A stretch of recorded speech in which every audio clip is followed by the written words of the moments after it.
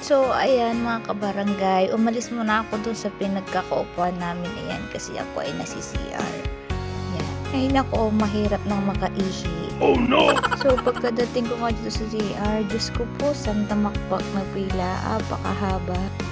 Shout out po pala dyan sa barangay namin sa Tanulong, Bayangbang, Pangasinan.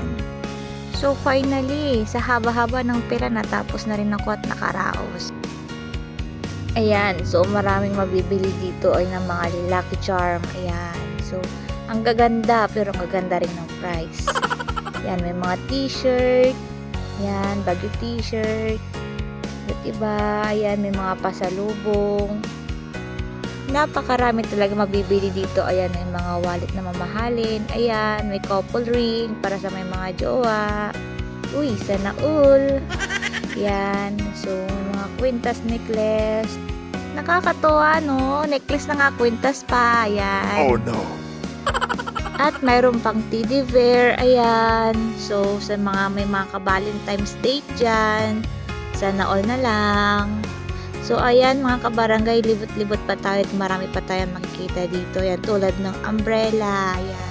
Umbrella na nga, payong pa. So, yan din yung isa nagpapaganda. Ayan. So, meron tayong mga kitchen, ayan, souvenirs, at marami pang ibang makikita dito na mabibili. Ayan. So, ayan, kabarangay, buksan nyo na yung mga kasya nyo at punta na kayo dito sa Baguio dahil napakaganda talaga, napakalamig, at marami kang mabibili talaga dito. Ayan, so, mga sage sila. Ayan, rings, couple rings, inulit.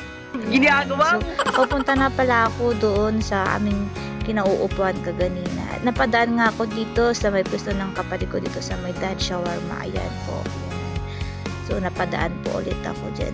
So, ayun pala yung kapatid ko. Bising-bising na po kasi napakarami po talaga nilang customer yan. Dahil sa sobrang sarap po kasi ng shawarma nila dito. Ayan. So, puntahan na rin po ninyo itong Dad Shawarma dito sa Baguio. Ayan. Ang pinaka-main po talaga nila na pwesto nila is sa Harrison. Ayan. So, salamat kabarangay!